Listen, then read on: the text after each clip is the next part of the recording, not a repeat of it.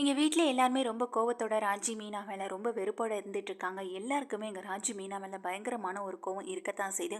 இப்படி வீட்டுக்கு தெரியாமல் இப்படி ஒரு விஷயத்த பண்ணி எங்கள் பாண்டியனை எல்லார் முன்னாடி தலகுனியை வச்சுட்டாங்களேன்ற ஒரு கோவத்தில் செந்தில், கதிர், கோமதினி இப்படி எல்லாரும் வருத்தத்தில் இருக்க, பாவம் எங்கள் ராஜி மீனாவும் ரொம்ப கஷ்டப்பட்டு இருந்துட்டு இருக்காங்க.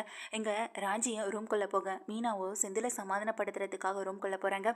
உள்ளே போகிற ராஜியை பயங்கரமாக எங்கள் கதிர் திட்டுறாங்க. உனக்கு இதுக்கு இந்த வேண்டாத வேலை ஆரம்பத்துலேருந்து நான் சொல்லிட்டு தான் இருக்கேன். பிடிச்சோ பிடிக்காமலோ உன்னை கல்யாணம் பண்ணிட்டு வந்துட்டேன். ஆனால் அதுக்காவது ஏதாவது செய்யணுன்றதுனால தான் நானே இப்போ வேலைக்கு போயிட்டுருக்கேன். அது என்னோட கஷ்டம் என்னோட போகட்டுமே. அதில் நீ எதுக்கு தலையிடுற? உன் வேலை என்னமோ அதை மட்டும் பார்த்துட்டு இருக்க வேண்டியதானே. தேவையில்லாத வேலையை பார்த்து கடைசியில் உங்கள் வீட்டு ஆளுங்க முன்னாடி எங்கள் அப்பாவை தலைகுனியை வச்சுட்டேன்னு சொல்லி எங்கள் கதிர் மோசமாக திட்டேன். நீ ராஜி சொல்கிறாங்க, இல்லை கதிர் என்னை புரிஞ்சுக்கோ, நான் உனக்காக தான் நான் இப்படி வேலைக்கு போனேன், நீயும் புரிஞ்சுக்காம பேசுறியே அப்படின்னு சொல்லும்போது, நீ என்ன தான் நினச்சிட்டு இருக்க? நான் ஆரம்பத்துலேருந்து சொன்னேன்ல, உங்ககிட்ட இப்படி ஒரு விஷயத்த வீட்டுக்கு தெரியாமல் பண்ணக்கூடாது, பண்ணினா எப்படி இருந்தாலும் அது தெரிய வந்துடும், தெரிய வரும்பொழுது பெரிய பிரச்சனையாகும்னு ஆரம்பத்தில் இந்த சொன்னல, அதெல்லாம் காதில் வாங்கிக்காம நீ எடுக்கிறதா முடிவுன்னு சொல்லி எடுத்து இப்போது மீனா அண்ணியையும் சேர்த்துக்கிட்ட. பாவம் அவங்களும் இப்போ உன்னால் இப்போ அண்ணன் கிட்ட பேசாமல் சண்டையும் போட்டுட்டு இருக்க போகிறாங்க அப்படின்னு சொல்லிட்டு ரொம்ப வருத்தப்படுறாங்க கதிரை. அதுக்கு ராஜே சொல்கிறாங்க, நான் வேணும்னா செந்தில் மாமாவை போய் பேசுகிறேன்னு சொல்லிட்டு இங்கே நேராக கதிர் ரூம்லேருந்து வெளியில் வந்த ராஜி இங்கே செந்திலை பார்க்குறதுக்காக போகிறாங்க. மாமா என்னை மன்னிச்சிருங்க மாமா, நான் தான் தப்பு பண்ணினேன், மீனாக்கா கிடையாது. மீனாக்கா ஆரம்பத்திலே வேண்டாம் தான் சொன்னாங்க. ஆனால் நான் தான் அவங்களை கம்பல் பண்ணி எனக்கு உதவி பண்ணுங்கன்னு சொல்லி நான் தான் அவங்கள ரொம்ப கம்பல் பண்ணினேன். என்னுடைய கம்பல் பண்ணதுனால தான் அவங்களும் சரின்னு ஒத்துக்கிட்டாங்க. இதில் மீனாக்காவுக்கும் இதுக்கும் எந்த சம்மந்தமும் இல்லை. தயவு செஞ்சு மீனாக்கா கிட்ட கோவப்படாதீங்க. அப்படி நீங்கள் அவங்கக்கிட்ட கோவப்பட்டு பேசுனீங்கன்னா அது எனக்கும் ரொம்ப கஷ்டத்தை கொடுக்கும் மாமான்னு சொல்லும்போது எங்கள் செந்தில் எதுவுமே பேசாமல் வருத்தப்பட்டு நின்றுட்டுருக்கேன். உடனே அங்கேருந்து கதிர் ஓடி வராங்க. எல்லாத்தையும் பண்ணிவிட்டு இப்போ அண்ணங்கிட்ட வந்து சாரி கேட்டுன்னா எல்லாம் சரியாயிடுமான்னு அங்கே சத்தம் போட, டேய் விடுடா கதிர் அப்படின்னு செந்திலும் சொல்கிறாங்க. எது என்னமோமா, ஆனால் இன்றைக்கி எல்லாரும் ரொம்பவே அவமானப்படுத்தி உங்கள் அப்பாவும் சித்தப்பாவும் பேசிட்டாரு. இதுக்கப்புறமும் இங்கே நீ வந்துட்டு எந்த முடிவு எடுக்கிறதா இருந்தாலும் கதிர்கிட்ட ஒரு வார்த்தை சொல்லிட்டு செய் அப்படின்னு சொல்கிறாங்க. இங்கே மீனாவை பார்த்து மறைக்கிறாங்க. மீனா எதுவுமே பேசாமல் இருக்க, ப்ளீஸ் மாமா அக்காவுக்கிட்ட எந்த பிரச்சனையும் வேண்டாம் அப்படின்னு சொல்லும்போது, விடுராஜி அவர் என்ன பிரச்சனை வேணாலும் பண்ணிட்டு போகட்டும், ஏன்னா என்ன இருந்தாலும் நான் பண்ணது தப்பு தானேன்னு சொல்லிட்டு இருக்க, இப்போ தப்புன்னு வந்து சொல்லி என்ன பிரயோஜனம்னு சொல்லிட்டு இங்கே தன்னுடைய பைக்கையை எடுத்துகிட்டு வேகமாக வெளியில் கிளம்பி போயிடுறாங்க. அதுக்கப்புறம் இங்கே ராஜியும் மீனாவும் தனியாக வீட்டில் இருக்க, மீனாவும் ராஜியும் அத்தைகிட்ட பேசலான்னு போகிறாங்க கோமதி கிட்ட போய் பேச்சு கொடுக்கறதுக்காக போகும்போது அங்கே கோமதி பயங்கரமாக திட்டி விட்டுறாங்க. இந்த வீட்டில் உங்கள் ரெண்டு பேருக்கும் தானடி நான் அதிக சப்போர்ட் பண்ணிக்கிட்டு இருந்தேன், நான் பண்ணுற சப்போர்ட்னாலே என்னவோ இன்றைக்கி நீங்கள் எல்லாரையும் அவமானப்படுத்திட்டீங்களன்னு சொல்லி இங்கே ரொம்ப மோசமாக திட்டுறாங்க. சொல்லப்போனால் அவங்க ரெண்டு பேரையும் விட இந்த வீட்டுக்கு பொறுப்பான மருமகளாக இருக்கிறதுன்னு பார்த்தா அவர் சொல்கிற மாதிரி தங்கமயில் தாண்டி. தங்கமயில் தான் இந்த வீட்டுக்கு நல்ல மருமகளாகவும் எது செய்கிறதா இருந்தாலும் கேட்டு கேட்டு செய்கிற ஒரு பொண்ணாகவும் இருந்துகிட்ருக்கான். ஆனால் நான் நம்பின ரெண்டு பேரும் என் முதுகில் இப்படி குத்திட்டீங்களேன்னு சொல்லி ரொம்பவே சத்தம் போட்டுட்டு, இனிமேல் உங்ககிட்ட ஒரு வார்த்தை கூட நான் பேச மாட்டேன்னு சொல்லிட்டு போக, பாவம் என்னால் நீங்களும் திட்டு வாங்குறீங்கக்கான்னு எங்கள் ராஜி ரொம்ப அழுக. எங்கள் ராஜியை சமாதானப்படுத்துகிறாங்க மீனா, விடுடி என்ன இருந்தாலும் நம்ம பண்ணது தப்பு, அதுக்கான கோபம் எல்லாருக்கும் இருக்கத்தான் செய்யும், வீடு போக போக சரியாயிடும் அப்படின்னு சொல்லும்போது, இல்லைக்கா என்ன இருந்தாலும் உங்களை நான் இதில் சேர்த்துருக்கக்கூடாது, நானே ஏதாவது தனியாக ட்ரை பண்ணி வேலைக்கு போயிருந்துருக்கணும், அப்படி போயிருந்தாலாவது என் கஷ்டம் என்னோட போயிருந்திருக்கும். இப்போ பாருங்கள் எனக்கு உதவி பண்ணுறேன்னு வந்து இந்த வீட்டில் நீங்களும் திட்டு வாங்கிட்டு இருக்கீங்கன்னு சொல்லி இங்கே மீனா கிட்ட ராஜே பேசும்போது, வீடுன்னு சொல்கிறேன்ல, இதுக்கப்புறம் இதை பற்றி பேச வேணாம், வா போகலான்னு சொல்லி உள்ளே கூட்டிகிட்டு போயிடுறாங்க. ஆனால் ரெண்டு பேருமே சரியாக சாப்பிடக்கூட இல்லை. இங்கே கோமதி சமையல் பண்ணி வச்சுட்டு அமைதியாக உட்காந்துருக்காங்க. ஆனால் யாருமே சாப்பிட வரல. பாண்டியனுக்கு ஃபோன் பண்ணுறாங்க, இரு கோமதி கொஞ்சம் வேலை இருக்க முடிச்சுட்டு வந்துடுறேன்னு சொல்லும்போது, அடுத்து செந்தில் எல்லாருமே கட்டாயப்படுத்தி வீட்டுக்கு கூப்பிடுறாங்க. வீட்டுக்கு கூப்பிட்டு எல்லாரையும் சாப்பிட சொல்லும்போது எங்கள் ராஜி மீனாவும் வரவே இல்லை. இங்கே பாண்டியனும் அதை பற்றி கேட்கவும் இல்லை. ரெண்டு பேருமே சாப்பிடவும் இல்லை. ஆனால் இங்கே எல்லாருமே சாப்பிட்டுட்டு அவங்க வேலைகளை பார்த்துக்கிட்டு இருக்க ராஜி மீனா ரொம்ப ஃபீல் பண்ணி அழுது இங்கே ரொம்பவே கலங்கி போயிருக்காங்க. மீனா தான் இங்கே ராஜிக்கு தைரியம் சொல்கிறாங்க. ராஜி தான் ஓவராக அழுது அவங்க கண்ணெல்லாமே செவந்தும் போயிருக்கு. இங்கே கதிர் அதுக்கு மேலே திட்டுறாரு, இதெல்லாம் நான் அவனுக்காக தானேக்கா பண்ணினேன், அவன் எதுக்காகக்கா புரிஞ்சுக்காம இப்படி நடந்துட்டுருக்கான்ற மாதிரி இங்கே கதிரை பற்றி மீனா கிட்ட பேச, என்ன இருந்தாலும் கதிருக்கு இவ்வளோ கோவம் ஆகக்கூடாது, நம்ம கல்யாணம் எங்களுடைய கல்யாணம் பிடிக்காமல் நடந்த கல்யாணமாக இருந்தாலும் சரி, அதுக்காக இப்படியாக்கா நடத்துறது அப்படின்னு ரொம்பவே ஃபீல் பண்ணிகிட்ருக்காங்க. சரி விடு ராஜி, எவ்வளோ நேரம் இப்படியே சாப்பிடாம இருக்குது, என்ன இருந்தாலும் எனக்கு பசிக்குதே அப்படின்னு எங்கள் மீனா சொல்ல, சரிக்கா நீங்கள் போய் சாப்பிடுங்க அப்படின்னு எங்கள் ராஜி சொல்கிறாங்க. நீயும் வா ராஜி அப்படின்னு கூப்பிட, இல்லைக்கா நான் கொஞ்சம் லேட்டாக சாப்பிட்றேன், எனக்கு ரொம்ப தலையை வலிக்குது, கொஞ்சம் படுக்கிறேன்னு சொல்லிட்டு படுக்க, சரி நானே உனக்கு சாப்பிட்டுட்டு நான் சாப்பாடு எடுத்துகிட்டு வரேன்னு சொல்லி வெளியில் போகிறாங்க. வெளியில் போய் அங்கே டைனிங் ஹாலில் உட்காந்து சாப்பாடு எடுத்து போட, இந்த வீட்டில் இருக்க எல்லாரையும் கஷ்டப்படுத்திட்டு நல்லா சாப்பிட்றதுக்கு மட்டும் தெரியும் அப்படின்னு எங்கள் கோமதி சொல்ல, இதை கேட்ட எங்கள் மீனா அப்படியே சாப்பாட்டை வச்சுட்டு கிளம்பிடுறாங்க. எனக்கு சாப்பாடு வேணாம், எதுவும் வேணாது அப்படின்னு சொல்லிட்டு போக, இங்கே கோமதி ஒரு பக்கம் ரொம்பவே ஃபீல் பண்ணுறாங்க. சாப்பிட்ற நேரத்தில் நம்ம இப்படி கோவத்தை காட்டியிருக்க கூடாதோ அப்படின்னு நினச்சி ஃபீல் பண்ணிட்டு இருக்க. இங்கே மீனாவும் உள்ள ரூம்குள்ளே போயிட்டு எங்கள் அத்தை பேசினதை நினச்சி ரொம்ப அழுக ஆரம்பிச்சிடுறாங்க. அப்படி என்ன கொலை குத்தமாக பண்ணிட்டோம், இவ்வளோ அந்த அளவுக்கு மோசமாக நடந்துறாங்களே அப்படின்னு நினச்சி எங்கள் மீனா ரொம்ப ஃபீல் பண்ணிட்டு இருக்காங்க. அதே போல் ராஜி ஃபீல் பண்ணிட்டு இருக்கேன். இங்கே ரொம்ப நைட் டைம் ஆகிடுது. அடுத்த நாள் காலையில் தான் எங்கள் சரவணனும் தங்கமயிலும் வரதா வர சொல்லியிருந்தாங்க. ஆனால் அதுக்கு இடையில இங்கே என்ன பண்ணுறாங்கன்னா, ராஜி வந்துட்டு இதுக்கப்புறம் எதுக்கு நம்ம இங்கே இருந்து எல்லாரையும் கஷ்டப்படுத்திக்கிட்டு, நம்ம இருக்கிறதுனால எல்லாருக்கும் கஷ்டம்தான். அதுவும் நான் இருக்கிறது எங்கள் கதிருக்கு பிடிக்கவே இல்லை. கதிரும் என்னை திட்டிகிட்டே தான் இருக்கான். அவனுக்காக உதவி செய்கிறதுக்காக தானே நான் டியூஷன் எடுக்க போனேன். அதை அவன் புரிஞ்சுக்கவும் மாட்டான். நான் இருக்கிறதுனால என்னுடைய படிப்பு செலவு, என்னுடைய சாப்பாட்டு செலவு, எனக்கான எல்லா செலவுகளையும் கவனிக்கிறேன்னு சொல்லி அவன் இன்னமும் அதிகமாக கஷ்டப்பட்டுக்கிட்டே தான் இருப்பான். எதுக்கு இந்த தேவையில்லாத வேலை? நானே இந்த வீட்டை விட்டு போயிடுறேன். பேசாமல் யார் கண்ணுக்கும் தெரியாமல் போயிடுறேன். அப்போ தான் இங்கே கதிரும் நிம்மதியாக இருப்பான். இந்த குடும்பத்தில் என்னாலும் எந்த பிரச்சனையும் இருக்காது. பாவம் மீனாக்கா, அவங்கக்கிட்ட ஒரு வார்த்தையாக சொல்லிட்டு போகணும்னு நினைக்கிறேன். ஆனால் அவங்கக்கிட்ட சொன்னால் இந்த வீட்டை விட்டு என்னை வெளியில் போக விட்டுருவாங்களா என்ன நினச்சி எங்கள் ராஞ்சி யாருக்குமே தெரியாமல் நைட் டைமில் அந்த வீட்டிலேருந்து கிளம்பி வெளியிலையும் போயிடுறாங்க. இப்போது வீட்டுக்கு வர கதிரும் வந்துட்டு வேலையெல்லாம் முடிச்சுட்டு இங்கே சாப்பிட்றதுக்காக வராங்க. ராஜி தான் எப்பயுமே சாப்பாடு எடுத்து கொடுப்பாங்க. ராஜி இல்லை, ராஜி நம்ம திட்டினதுனால கோவத்தில் இருந்தால் இறந்துட்டு போகிறா அப்படின்ற மாதிரி இருக்க. எங்கள் கோமதி எல்லாருக்குமே சாப்பாடு எடுத்து வச்சிட்டு இருக்காங்க. ஆமாண்டா, எங்கவா போய் ராஜியும் மீனாவையும் கூட்டிகிட்டு வாங்க. அவங்க காலையிலேருந்து எதுவுமே சாப்பிடலன்னு எங்கள் கோமதி சொல்ல, என்ன சொல்கிற? காலையிலேருந்து எதுவுமே சாப்பிடலையா? மதியம் நாங்கள் சாப்பிட வந்தப்போ கூட லேட்டாக சாப்பிடுவாங்கன்னு சொன்னேன் அப்படின்னு கேட்கும்போது, ஆமாங்க, மீனா கூட சாப்பிட்றதுக்காக தான் வந்தா. ஆனால் நான் தான் ஏதோ பேசி அவளை கஷ்டப்படுத்தி அனுப்பிட்டேன் அப்படின்னு சொல்ல, இங்கே செந்திலுடைய மனசும் கஷ்டப்படுது. பாவம் மீனா, நம்மளாவது கொஞ்சம் புரிஞ்சிருந்துருக்கணும். பாவம் அவளை ரொம்ப கஷ்டப்படுத்திட்டோமே. சரி போய் கூட்டிகிட்டு வருவோன்ட்டு அவங்க ரூம்குள்ளே போகிறாங்க. அங்கே போய் பார்த்தா மீனாவை காணும். மீனாவை காணுமே அப்படின்னு சொல்லிட்டு இங்கே வந்து பார்க்குறாங்க. எங்கேயுமே மீனாவை காணும். என்னடா மீனா எங்கடான்னு சொல்லி இங்கே பாண்டியன் கேட்க, எங்கேன்னு தெரியலையப்பான்னு சொல்லி தேடுறாங்க. அதே போல் இங்கே கதிரை வந்துட்டு போய் ராஜி இருக்காளான்னு பாருன்னு சொல்லும்போது ராஜியையும் காணும். ராஜி மீனா 2 பேருமே காணுப்பான்னு சொல்லி எல்லாருமே பதட்டப்பட்டு வீடு ஃபுல்லாக தேடுறாங்க. ஏன் எங்கடா போயிருப்பாளுங்க அவளுங்க? காலையில் நடந்த பிரச்சனையில் வீட்டை விட்டு எதுங்கி கோச்சிட்டு போயிட்டாளுங்களான்னு சொல்லி இங்கே கோமதி ரொம்ப ஃபீல் பண்ண, அம்மா அப்படியெல்லாம் ஒன்று நடந்திருக்காது. 2 பேருமா காணாமல் போயிருப்பாங்க. 2 பேரும் இங்கே பக்கத்தில் மனசு சரியில்லைன்னு ஏதாவது கோயிலுக்கெல்லாம் போயிருப்பாங்க அப்படின்னு இங்கே செந்தில் சொல்ல, சரிடா நீங்கள் உடனே போய் பார்த்துட்டு வாங்கன்னு சொல்ல வழக்கமாக போகிற கோவிலை தேடி போகிறாங்க. அங்கே போய் பார்த்தா மீனா இருக்காங்க. ஏதோ சொன்னல, மீனா இங்கே தான் வந்திருப்பானே எனக்கு தெரியும் அப்படின்னு சொல்லிட்டு இங்கே பக்கத்தில் போகிறாங்க. என்னடி இங்கே வந்து உட்காந்துட்டு இருக்க அப்படின்னு செந்தில் கேட்க, என்ன பண்ண சொல்கிறீங்க அப்படின்னு இங்கே மீனா எதுவுமே பேசாமல் அப்படியே முறைச்சி பார்த்தபடி இருக்கு. சரி வாடி வீட்டுக்கு போகலாம் அப்படின்னு கூப்பிட்றாங்க.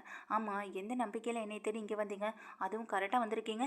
இதுக்கு முன்னாடி தேடி அலைஞ்சிட்டு வந்தீங்களா இல்லை கரெக்டாக இந்த இடத்துக்கே வந்துட்டீங்களா அப்படின்னு கேட்கும்போது, என்னடி உன் மேலே அன்பு பாசம் அக்கறை எதுவுமே இல்லாமல் தான் உன்னை தேடி இவ்வளோ தூரம் ஓடி வந்திருக்கேனா? அதுவும் வீட்டில் உன்னை காணுன்னதும் பதறி துடிச்சு போயிட்டேன். ஆமாம், நீ மட்டும் இருக்க, ராஜி எங்க அப்படின்னு சொல்லி கேட்குறாங்க. ராஜியா? ராஜி ஏன் கூட வரலையா அப்படின்னு சொன்ன உடனே கதிருக்கு பயங்கரமான ஒரு அதிர்ச்சியாக இருக்குது. இல்லை நீ வீட்டில் நீங்கள் 2 பேரும் தானே இல்லாமல் இருந்தீங்க. 2 பேரையும் காணுன்னதும் சரி 2 பேரும் கோவிலுக்கு தான் போயிருப்பீங்கன்னு நினச்சிட்டு நாங்கள் இங்கே ஓடி வந்தோம். வந்து பார்த்தா நீங்கள் மட்டும் இருக்கீங்க அப்படின்னு சொல்லும்போது, இல்லை காலையிலேருந்து மனசே சரியில்லை. அதுவும் இல்லாமல் அத்தையும் இப்படி பேசிட்டாங்களேன்னு நினச்சி ரொம்ப வருத்தத்தில் இருந்தேன். அதனால தான் கொஞ்சம் கோவிலில் வந்து உட்காந்துட்டு போனால் நிம்மதியாவது இருக்கும்னு நினச்சிட்டு தான் நானும் இங்கே வந்தேன். ஆனால் ராஜியை கூப்பிடலான்னு தான் பார்த்தா அவள் தலைவலிக்குது படுக்க போகிறேன்னு சொல்லிட்டு இருந்தா. அதனால தான் அவளை கூப்பிடலன்னு சொல்கிறாங்க மீனாவும். என்ன நீ சொல்கிறீங்க? அப்போ ராஜி உங்கள் கூட வரலையான்னு சொல்லி இங்கே மீனாவை பார்த்து ரொம்ப அதிர்ச்சியோட கேட்குறாங்க கதிரும். ஆமாம் கதிர், இப்போ ராஜி எங்கே போனா அப்படின்னு எங்கள் மீனா அதிர்ச்சியோட கேட்க, அதான் மீனா எங்களுக்கும் தெரியலை. உன்னை பார்த்தோன்னே இங்கே ராஜி நீயும் ஒன்றா இருப்பீங்கன்னு நினச்சி நாங்கள் ரொம்ப சந்தோஷத்தோட உள்ள வந்தா. இப்போ நீ சொல்கிறத பார்த்தா ரொம்ப அதிர்ச்சியாக இருக்குது. ராஜி அப்போ எங்கே போயிருக்கும்? அந்த பிள்ளை எப்படி வீட்டை விட்டு வெளியில் போயிருக்கும் அப்படின்ற மாதிரி இங்கே செந்தில் சொல்ல, இப்போ அதெல்லாம் பேசிகிட்டு இருக்க நேரம் இல்லை, முதல்ல ராஜியை தேடி போகணும்னு சொல்ல உடனே இங்கே செந்தில் சொல்கிறாங்க, டே கதிர், நான் மீனாவை கொண்டு விட்டுட்டு வரேன் அப்படின்னு சொல்லும்போது இங்கே மீனா சொல்கிறாங்க, எனக்கு போய்க்க தெரியும், நீங்கள் முதல்ல ராஜியை தேடி போங்கன்னு சொல்ல இங்கே உடனே செந்தில் சொல்கிறாங்க, இல்லை நான் உன்னை வீட்டிலேயே கொண்டு வந்து விட்டுட்டு வரேன்னு சொல்ல, எனக்கு உங்கள் கூட வரத்துக்கெல்லாம் விருப்பமே இல்லை. என்னமோ தங்கமயிலை பற்றி பெருமையை பேசும்போது மட்டும் அப்படியே அமைதியாக இருந்தீங்க. ஏன் அந்த தொங்கமயில் பண்ண வேலையை நீங்கள் சொல்ல வேண்டியதானே? அப்போ அந்த இடத்துல நீங்கள் அமைதியாக இருந்தது ஏன்? அதுவும் இல்லாமல் எப்படி அந்த பணத்துக்கு அலைஞ்சு அதை கட்டினீங்கன்னு எனக்கு இப்போ வரைக்கும் தெரியல. அந்த உண்மையை இப்போ வரையும் என்கிட்ட சொல்லாம மறைச்சிட்ருக்கீங்க. அந்த வகையில் பார்க்கும்போது நான் மறைச்சதெல்லாம் ஒன்றும் பெரிய விஷயமே கிடையாது. அதுவும் ராஜி கதிர்க்காக தானே வேலைக்கு போகணும்னு சொல்லிட்டு இருந்தா, இந்த விஷயத்த வீட்டிலே பேசியிருக்கலான்னு பார்த்தேன். ஆனால் வீட்டில் பேச முடியலை அப்படின்ற மாதிரி எங்கள் மீனா சொல்ல, சரிடி விடுடி, இங்கே அண்ணன் விஷயத்தை பற்றியெல்லாம் பேச வேணாம்னு சொல்ல, இங்கே பாருங்கள், திரும்ப அந்த வீட்டில் என்னால் எதுவும் பிரச்சனை வருதுன்னு எங்கள் மாமா சொன்னார்னா அதுக்கப்புறம் கொஞ்சம் கூட யோசிக்க மாட்டேன், தங்கமேலை பற்றி நான் சொல்லிடுவேன். தங்கமேல் என்ன வேலை பார்த்தாங்கன்றத மாமா கிட்ட சொல்லிடுவேன் அப்படின்னு சொல்லும்போது, சரி இதுக்கப்புறம் இதை பற்றி பேச வேணாம், அப்புறம் நமக்குள்ளே பிரச்சனை வரும், நீ முதல்ல கிளம்பு, நான் கொண்டு போய் விட்டு வரேன்னு சொல்லிட்டு இங்கே மீனாவை கூப்பிட்டுக்கிட்டே முன்னாடியே போயிடுறாங்க செந்திலும். அப்போ பின்னாடி நிற்கிற மீனா எங்கள் கதிரை பார்த்து சொல்கிறாங்க, என்ன கதிர் நீயும் இப்படி ராஜியை புரிஞ்சுக்காம இப்படி திட்டிட்டியே, பாவம் இல்லை ராஜி, உங்கள் 2 பேருக்கும் என்ன தான் பிடிக்காம கல்யாணம் ஆனாலும் இங்கே ராஜி மனசில் நீ ஏதோ ஒரு வகையில் இடம் பிடிச்சிட்டேன்னு தான் தோணுது. அதனால தான் உனக்காக யோசிக்கிறா, உனக்காக அழுகிறா, உனக்காக கஷ்டப்படுறா. நீ எப்படி அவளுக்கெல்லாம் செய்யணும்னு ஒரு கடமையாக நினைக்கிறியோ, ஆனால் அவள் செய்கிறது உனக்கு கடமையாக நினைக்கல, அதை அவள் அனுபவித்து சந்தோஷமாக செய்கிறான். நீ புரிஞ்சுக்காம எல்லார் முன்னாடியும் எங்கள் ராஜியை திட்டினது ரொம்ப பெரிய தப்பு. நீ உங்கள் அப்பாவை யோசிச்சிருந்துருக்கலாம், அதே நேரம் எங்கள் ராஜிக்காவும் யோசிச்சு நீ பேசியிருந்தேன்னா நான் அதை சரின்னு சொல்லியிருப்பேன். இப்போ ராஜி எங்கே போய் தேட போகிறேன்னு எனக்கு தெரியவே இல்லைன்னு சொல்லிட்டு மீனா போக, இங்கே கதிர் அப்படியே கலங்கி நின்றுட்டுருக்காங்க. நான் ராஜியை எங்கே போய் தேடுவேன்னு தெரியலேன்ற மாதிரி புலம்பிட்டு நிற்க, இங்கே செந்தில் கொண்டு போய் விட்டுட்டு அவங்க ஒரு பக்கம் தேடுறாங்க. இங்கே தன்னுடைய ஃப்ரெண்டு மூலமாக தன் ஃப்ரெண்டு கூட சேர்ந்துட்டு கதிர் ஒரு பக்கமாக தேடுறாங்க. இப்படி இங்கே ராஜி மட்டும் வீட்டுக்கு விளையான்ற ஒரு கவலையில் கோமதி இருந்துகிட்டு இருக்காங்க. மீனா கிட்ட ஒரு வார்த்தை கூட பேசலை. மீனாவும் அதுக்காக வேணும் கூட போய் பேசவே இல்லை. அப்படி நாங்கள் என்ன தப்பு பண்ணிட்டோன்னு நீங்கள் என்னை திட்டிட்டீங்கன்ற மாதிரி எங்கள் கோமதி மேலே செம கோவத்தில் தான் இருந்துட்டு இருக்காங்க மீனாவும். அதே போல் பாண்டியன்கிட்டையும் ஒரு வார்த்தை கூட மீனாவும் பேசலை. ஒருத்தர்கிட்ட ஒருத்தர் பேசாமல் ரொம்ப கவலையோடு இருக்காங்க. ஏன் கோமதி, ஏன் இந்த பிள்ளை இப்படி பண்ணுது? அது நல்லதுக்காக தான் நான் சொன்னேன், அது கூட தப்பா என்ன? இப்படி கோவப்பட்டு வீட்டை விட்டு வெளியில் போகிற அளவுக்கு இங்கே என்ன நடந்துச்சு அப்படின்ற மாதிரி யோசனையில் இருக்காங்க. இங்கே அது கோமதிக்கு தானே தெரியும். கண்டிப்பாக கதிர் பேசின அந்த ஒரு வார்த்தையால் தான் அவள் ரொம்ப கஷ்டப்பட்டு போய் பண்ணுறதை இங்கே கோமதி புரிஞ்சுக்கிறாங்க. ஏண்டி மீனா அப்படின்னு எங்கள் கோமதி மீனா கிட்ட பேச வரும்போது மீனா முகம் கொடுத்து கூட பேசாமல் ரூம்குள்ளே போய்ட்றாங்க. இது கோமதிக்கும் கொஞ்சம் வருத்தமாக தான் இருக்குது. நம்மளும் அவசரப்பட்டு திட்டிருக்கக்கூடாதுன்னு எங்கள் கோமதியும் நினச்சிட்டு இருக்காங்க. வெளியில் போகிற கதிர் அங்கே இங்கேயும் தேடி அலையிறாங்க. அப்போ தான் கதிருக்கு ஒரு ஃபோன் வருது. தேடிட்டு இருக்கும்போதே அவங்க ஃப்ரெண்டுகிட்ட சொல்லி தேட சொல்லியிருந்தாங்களே, அவங்க ஃப்ரெண்டு தான் ஃபோன் பண்ணுறாங்க. என்னடா எங்கேயாவது ராஜா பார்த்தேன்னு சொல்ல, ராஜா பஸ் ஸ்டாப்பில் இருக்காடா மச்சான் அப்படின்னு சொல்லிட்டு எங்கள் ஃபோனை வச்சிடறாங்க. அதுக்கு பிறகு எங்கள் பஸ் ஸ்டாண்டுக்கு கிளம்பி ஓடுறாங்க. கதிர் அங்கே பார்த்தா ராஜா அழுதுகிட்டு அமைதியாக அந்த ஒரு ஓரமாக உட்காந்துருக்கதை பார்த்ததுக்கப்புறம் தான் எங்கள் கதிருக்கு பெரிய நிம்மதியாக வருது. கிட்ட போகிறாங்க. இங்கே கதிரை பார்த்த உடனே அப்படியே ஆச்சரியத்தில் கிளம்பி நிற்கிறாங்க. என்ன நீ இப்போ வரைக்கும் உன்னால தான் பிரச்சனை வந்துகிட்டே இருக்குது, திரும்ப திரும்ப எதுக்காக வீட்டில் பிரச்சனையை ஏற்படுத்திகிட்டு இருக்க? நீ கிளம்பி வந்துட்டா எல்லா பிரச்சனையும் சரியாயிடும் நினச்சியா? இதனால் உங்கள் வீட்டில் இருக்கவங்க இன்னும் அதிகமாக கோவப்படுவாங்க. திரும்பவும் அது அப்பாவுக்கும் எனக்கும் தான் பிரச்சனையாகும். எதையுமே யோசிக்காமல் உன் விருப்பத்துக்கெல்லாம் பண்ணிகிட்டு இருக்குன்னு சொல்லிட்டுட்டேன். இங்கே ராஜு கலங்கி அழுக ஆரம்பிக்கிறாங்க. இப்போ எதுக்கு இங்கே நின்று அழுதுட்டுருக்க, எல்லாரும் பார்க்குறாங்களேன்னு சொல்லி இங்கே கதிர் சொல்லும்போது ராஜு சொல்கிறாங்க, என்னால் உனக்கு பிரச்சனை வரக்கூடாதுன்னு, இனிமேல் எந்த பிரச்சனையும் உன் பக்கமே வரக்கூடாதுன்றதுக்காக தான் இப்போ நான் உன்னை விட்டு நான் தூரமாக விலகி வந்தேன். எதுக்காக என்னை தேடி வந்தேன்? என்னை இப்படியே விட்டுருக்காது. இந்த விஷயத்தை வீட்டில் சொல்ல போனால் தானே பிரச்சனை வரும். எனக்கும் உனக்கும் நடந்த கல்யாணம் எப்படி நடந்ததுன்னு எனக்கும் உனக்கு அத்தைக்கு மீனா அக்காவுக்கு இப்படி 4 பேருக்கு மட்டும்தான் தெரியும். இதில் நான் அத்தையை வந்துட்டு நான் இந்த விஷயத்தில் வந்துட்டு அவங்கள பலிக்கடை ஆக்க விரும்பலை. இது மூலமாக அத்தைக்கு பிரச்சனை வரும். கண்டிப்பாக உனக்கும் பிடிக்காத ஒரு கல்யாணத்தை பண்ணிக்கிட்டு வாழ்கிறது ரொம்ப பெரிய கஷ்டம் இல்லை. அதை நீ என் கூட சேர்ந்து கஷ்டப்பட்டுட்டு வாழ்ந்துட்டு இருக்க வேண்டாம். நான் வந்ததுக்கப்புறம் தானே உனக்கு பிரச்சனையெல்லாம் ஆரம்பிச்சுது. நான் போயிட்டேன்னா உனக்கு எந்த பிரச்சனையும் இருக்காது. நீ எப்போதும் போல் உன்னுடைய வேலையை மட்டும் பார்த்தா போதும். எனக்காக உழைக்கணும், எனக்காக நீ செய்யணுன்ற எந்த ஒரு எண்ணமும் உன் மைண்டுக்குள்ளே ஓடாதில்ல. அதனால தான் நான் கிளம்புறேன். தயவு செஞ்சு என்னை இதோட விட்டு மாமா.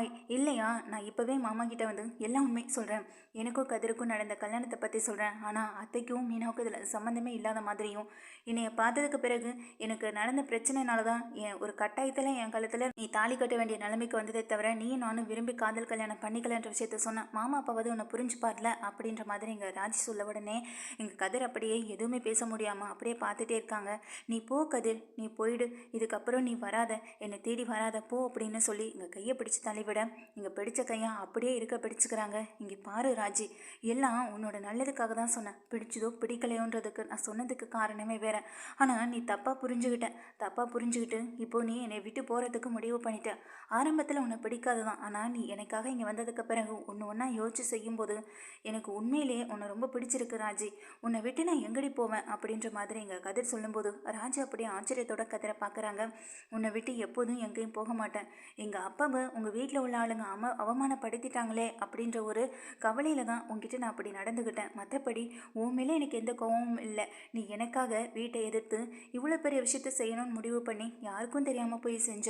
அது வீட்டில் மாட்டினதுக்கு பிறகும் கூட நீ அழுததை பார்க்கும்போது எனக்கு உண்மையிலே கஷ்டமாக இருந்தது. திரும்ப இப்படி ஒரு விஷயத்த பண்ணக்கூடாதுன்றதுக்காக தான் உன்கிட்ட நான் கடுமையாக நடந்துக்கிட்டேன். தயவு செஞ்சு என்னை மன்னிச்சிருமா, வா போகலாம் அப்படின்னு சொல்லி கூப்பிடுறாங்க. இல்லை நான் வரமாட்டேன்னு சொல்லி அடம் பிடிச்சிட்டு நிற்கிறேன். அஜய் நீ என் கூட வர்றேன்னு சொல்லி தரன்னு கையை பிடிச்சி இழுத்துட்டு நேராக வீட்டுக்கு போகிறாங்க எங்கள் ராஜியும். ராஜி இப்போதான் கதிரோட அன்பை உண்மையான அன்பை புரிஞ்சுக்கிறாரு. எங்கள் மீனா சொன்னதுக்கு அப்புறம் தான் ராஜி மேலே நம்மளும் அன்பாக இருக்கோம், உன் மேலே காதல் இருந்ததை சொல்ல முடியாமல் இருக்குன்றத புரிஞ்சுக்கிட்ட கதிர் ராஜியை பார்த்ததுக்கு பிறகு தன்னையும் அறியாமல் ஒரு பாசத்தில் எல்லாத்தையுமே வெளிப்படுத்திடுறாரு.